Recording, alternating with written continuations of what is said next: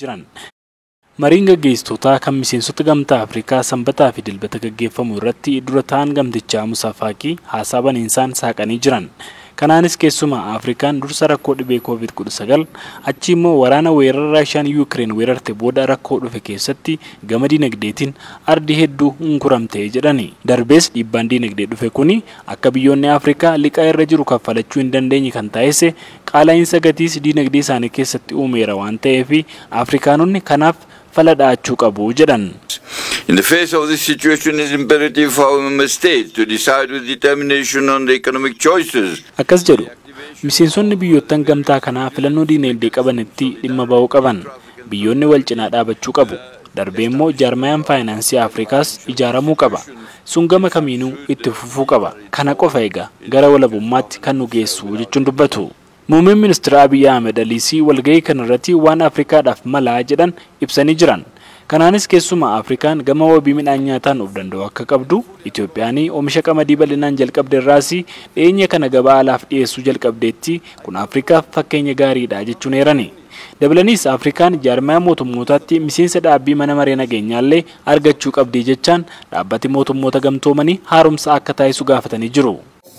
Africa is leading the world in areas that matters for all humanity, and it is time for Africa's leadership role to be recognized and institutionalized.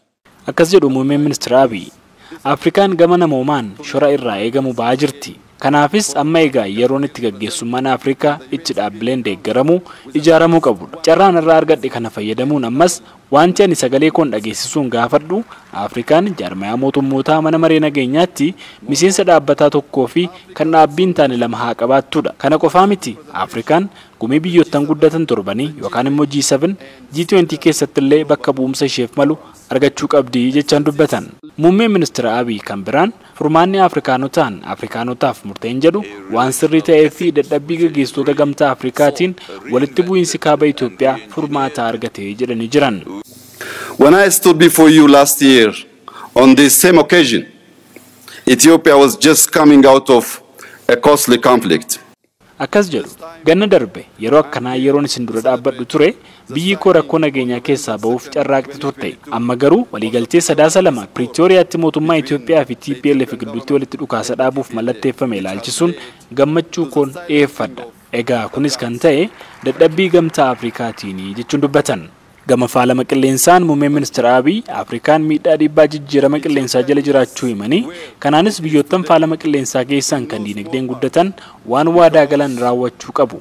Darbees immoo tumsi saba himaa Afrikaa cimaa hundeessuullee gamtaa Afrikaan hojiitti seenamuu qaba jechaanis gaafatanii jiran. Barreessaan jaarmaya mootummootaa Antooniyoo Guutereesis hirmaattota walgahii kanaatii fi haasawaa taasisanii jiran. Waaree boodas yoo ibsa saba himaaleef kennan gaaffii muummeen ministeera Abiy gaafataniif deebii kennaniiru. This is a decision for member states to take. Akkas jedhu Guuterees. Kuni murtee miseensota jaarmayichaati. Aangoo barreessaa dhaabbata mootummoota gamtoomaniin kan raawwatamu miti. Dhugaaf jennaan akka amantaa kootti haqni mana maree nageenyaa keessaa dabee jira jedhu tokko Afrikaan miseensa dhaabbii ta'uu dhabuu isheeti. Kunis kan ta'e bara manni maree nageenyaa hundaa'e biyyoota Afrikaa muraasa kan bilisa ba'ee ture. Boodarra immoo hin ilaalamne. Kanaaf egaa koloniin Afrikaa waan kanarratti yeroo lama ishee hubee jechuudhaan dubbatan. Ibsa isaanii kanaan Guuterees Afrikaan dhaabbilee kaan keessatti illee hirmaannaa gama maraan cibsuu qabdi jechaan dubbatanii jiran. Several permanent members of the Security Council, including the United States. Miseensonni mana maree nageenyaa hedduun United States, Russia, China, United Kingdom fi Faransaay illee dabalatee Afrikaa keessaa biyyi takka akka gara miseensa dhaabbatummaatti dhufu ni amanu waan ta'eedhaa fi eger waan kana ilaalchisee abdiin jira jechuun dubbatu.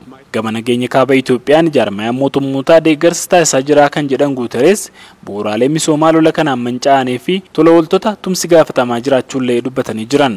Walgahii gaggeessitootaa kan gamtaa Afrikaa sanbataa irraa kanaan pirezidantiin Senegal Maki gaggeessummaa gamtichaa waggaa tokkoo fixuun aangoo isaanii pirezidantii Komoros Azaalii Asumaaniif dabarsanii jiran. Walgahiin gaggeessitoota gamtaa Afrikaa inni 36ffaan dilbata ni xumuramaa jedhameetu eegama. Gabaasa sagalee Ameerikaaf Galmoo Daawit Finfinneerraa.